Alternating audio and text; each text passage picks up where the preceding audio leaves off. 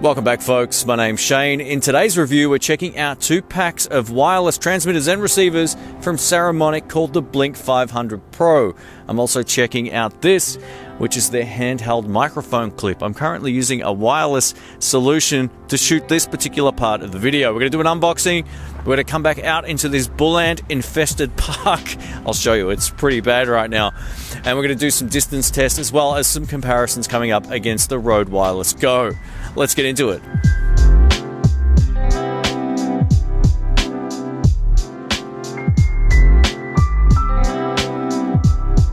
First up, full disclosure, Saramonic have sent these out for the review. I didn't buy them. They're not paying me in addition to make this video other than letting me hold onto these packs. So yeah, big thanks to Saramonic. I'm a big fan of these packs. I have other different types of wireless systems that I've been using for a number of years. And these are by far my favorite, not only in audio quality wise, but just in terms of functionality. And I'll show you why within this video. Again, if you're new to the channel, I timestamp everything in the description below so you can skip ahead back or forth if you so choose. First up, I want to show you the difference between both of these packs, how we connect the handheld adapter and what it can do. And then we'll cover some of the specs. We'll go outside and test it as well. So first up, let's unbox this. One of my favorite things about the wireless Saramonic packs is they come with these sort of hard / soft cases. I like to call these gig bags. They're somewhere in the middle of a soft and hard case. And yes, that's a blood blister under my fingernail. It's gonna fall off, I betcha. Anyway, let's get into it. So this outer case for the wireless pack themselves actually charges the units. Now, this itself holds its own charge. As you can see when I open it, down the bottom we get an LED indicator that says the case has 3 out of 4 bars full. So we could use these all day, up to 8 hours, which is fantastic. And then we can just plonk them back in here if we need some extra charge. And that, even without being plugged into the wall, will charge these up, or we can plug it into a phone charger and charge it that way. It comes with all the cables you could need to get this charged. Now, it also comes with a micro USB cable, which can be used to upgrade the firmware if that becomes available. Now, when it comes to this larger pack, I'm actually using the black version on my shirt right now, and that is one of these cases. So depending on which color you want, the case will also match. So this is the black pack. As you can see, I'm not using the other transmitter right now, but you get 3 spaces for everything in there. Whereas on this one, you only get the 2.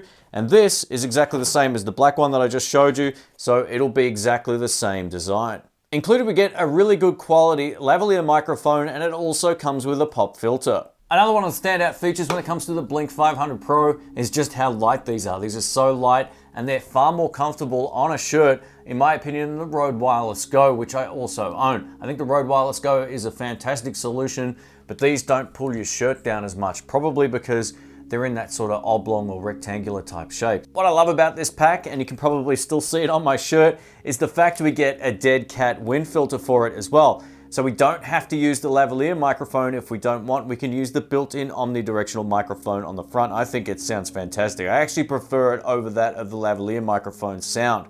But depending on your situation, if you want less background noise, use the lavalier microphone. If you want to pick up a little bit more of everything, then the omnidirectional microphone is great. And it comes with this dead cat, so you can just pop it on like this and take it outside and you'll be good to go. Now, the best trick to this is just to turn it slightly once you put it in, and then it won't go anywhere. It's not gonna fall anywhere, but I'll put my hand there just in case I screwed it up. Let's take a look at the transmitter and receiver up close. I love the waveform. As I speak, it's picking up my voice, and as I stop, there it is, it's gone. So this is a really great way to know that your signal is actually being sent to the receiver if you're the person with the clip on. So you can visually see it to make sure that it's working. I think that's fantastic. And I'm getting some reflections off my big lights in here too, so apologies for that. Now, there's plenty of options. We have 2 keys down here, set and plus and minus. So the set, if we hold it down, will allow us to change the parameters on each of the settings, or we can cycle through them and see all the different options that are available just from the transmitter side. So this is really cool. So for example, if we go back to microphone gain, if we hold the set button down, we can then change this anywhere between 0 and 6. So if someone's really loud, you can turn it down. If someone's really softly spoken, you can turn it up to 6. And then all we have to do to get out of the menu is hold the set button down again, and boom, we're back to where we were before. Now, the mute button is also the power button. So if you want to mute the signal All you have to do is tap it once and it will mute the signal. You'll get a mute microphone icon down in the lower right hand side of the unit here. Or if you want to turn it on or off, you just simply hold this one down and it will turn the unit on and off. Now when it comes to the receiver, I love the way this is laid out. Again, you've got 2 channels on screen. So A is the one that's currently connected and B is one that doesn't actually come with this unit, which means if you have a second one of these, you can pair it to the receiver and you'll be good to go. Now, if you buy the larger pack, like I showed you before with the 2 transmitters, then the other one will be active if both transmitters are on. So I really like this. We have a mute function at the top of the device or on the side. We also have a plus and minus to cycle through all the different options from how loud we want the volume going out to our camera or GoPro or whatever it is we're recording into.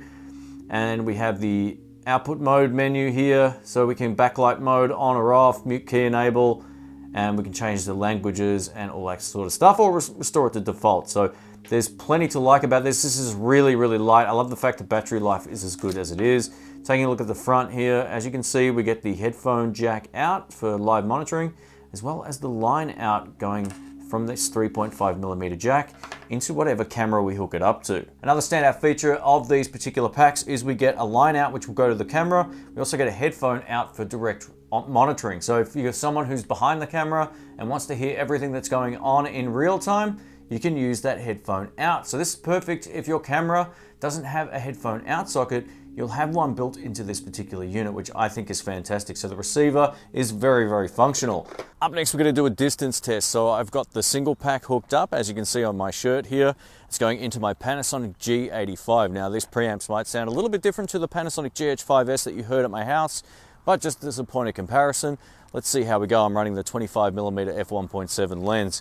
I'm going to walk backwards here, but one of the things about whatever happened over the last few days, there's bull ant nests everywhere. So if you see me looking at the ground, I'm watching my step. There's millions of them. I'll try and get some B-roll before I get home. So I'm going to walk backwards and we're going to see if it works. Now, one of the things about this test is I like to turn around every now and then because occasionally the audio will cut. Digital's a bit weird like that. It's either on or it's off. So I'm going to start just by walking backwards like this. And I'm also just going to keep an eye on the bull ant nest here and here. And there's lots of them. So I'm quite a few steps back already, as you can probably tell. Hopefully I'm still in shot, watching my step. Now, odds are if I turn around from where I'm standing right now, the audio is going to cut out. So true line of sight is this pointing towards the camera. So I'm going to turn around and keep talking. And if it cuts out, does anything weird, I'll leave some annotations on screen. So I'm going to go all the way back here now and see how it works. There's more bull ants here. Woo, man. It is crazy. So this is already a good distance away from the camera. Now, I've forgotten the actual distance that these are capable of true line of sight. It probably will work better indoors than outdoors, but I like to sort of push it to its limits. So I'm all the way back here now, and I'm also going to turn around. It should be working, no problems, line of sight. It's quite windy too, so we'll see if the little dead cat on the microphone is working. I'm going to turn around and keep talking, and if it cuts out, I'll leave annotations on screen. I think this is one of the best packs for outdoor use. This is a long way away. The camera is like right down there, and I wouldn't see any reason why you would be further than this away from the camera if you're shooting on your own. At least that's maybe my phobia of losing the camera. So if there's any issues, I'll leave some information on screen. Up next, we're going to do the Lavalier audio test. Up next, we're doing a comparison between the Lavalier microphone and the built-in omnidirectional microphone. Currently, you're listening to the omnidirectional mic. And now you're listening to the Lavalier microphone attached to the transmitter. So the transmitter now is clipped onto my pocket, or you can put it in your pocket, whatever you prefer. I usually just clip it onto my pocket, and this is the audio quality of these Lav mics. These are super clear. I love the sound of these. Just with my experience with the black set of this particular wireless transmission system, it works a treat. So you've got the option now of using either the omnidirectional microphone built into the transmitter or the provided Lavalier microphone as some Harley Davidsons go by. It's always the way, man.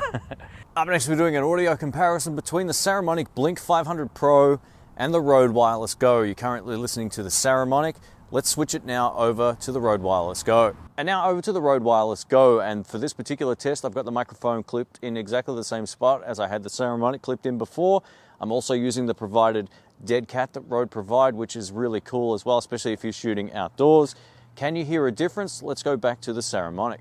And back to the Saramonic Blink500. And now back to the Rode Wireless Go. Let me know if you can hear a difference. And lastly, back to the Saramonic Blink500. Can you hear a difference? Which one do you prefer and why? Let me know in the comments section. I think they both sound pretty good. And lastly, we're going to check out this handheld microphone holder. Now you might just think maybe this is just some sort of plastic thing that you hold. It's not the case. This is designed to also charge the wireless transmitter, which I think is a really great touch, and we're going to try this out. It says it provides up to 1100 milliamp hour of charging power, and it's rechargeable via USB-C port when it's out of power. But being that it actually charges up the unit as well, I think is a really great touch. This is extremely light. It weighs next to nothing. It almost feels empty, coming in at 68.5 grams. So it weighs next to nothing. So that's going to be really handy if you're traveling or you're doing any sort of event, you know, work at, say, if you go to camera shows or whatever it is that you go to. So let's get into this. Included in the packaging, we get a USB-C to USB-A type cable, which is awesome. We can charge this up. And interestingly enough, we get a pop filter, which probably won't work well outdoors on a windy day, but it's better than nothing. You can always just use this obviously as well, but it's here if you so choose to use it. Now, interestingly enough, this is black, so I have a feeling that it's going to look far better with something like this on here. So you can use this in an interview setting, being that this is a completely omnidirectional microphone. And you can get a sense of how the audio has changed with having it closer to my mouth as it was before, my chest, or whether it still sounds good back here. So one of the best things about omnidirectional microphones is the fact you don't have to be too particular where they're facing. It will just pick up sound from everywhere. But the only downside to an omnidirectional microphone is it's peak hour, and this road out here is really busy right now. So odds are you're hearing a lot of traffic noise. I've also taken the dead cat off as it's not too windy as of shooting this particular part. So odds are this will be enough to stop the plosives when you talk up close to it like this, or to actually stop the wind noise. But there's nothing to stop you from leaving this on and then sort of slotting it underneath this actual pop filter, so you can run it that way if you so choose. Up next, we're doing a quick audio test using the GoPro Hero 9 and GoPro Hero 9 Media Mod. So I've got the Saramonic clipped on, and yes, it fits in the cold shoe mount on the Media Mod, and this is an audio sample with exactly the same setup as you heard before. I really feel like Saramonic have nailed their wireless solutions. I'm a big fan of their shotgun microphones as well. If you want to see some reviews of those, I'll link them up in the cards. Now, I'm a big fan of Rode microphones. I own a lot of them as well. But Saramonic, especially with their wireless stuff, they've nailed it. It's lighter, it's way more functional than a lot of the other brands out on the market, and it's still affordable as well. You are paying a little bit more for this type of pack, but it's definitely worth it in the long term. I've been shooting YouTube videos now for so long that a great wireless pack is hard to find. So you can either go for the single pack if you don't ever need a second transmitter, or you can go for the one with the second transmitter and get true stereo recordings, which is invaluable if you need to edit audio later on. It really is a lifesaver. So get it right the first time, buy a good pack. Links to these will be below.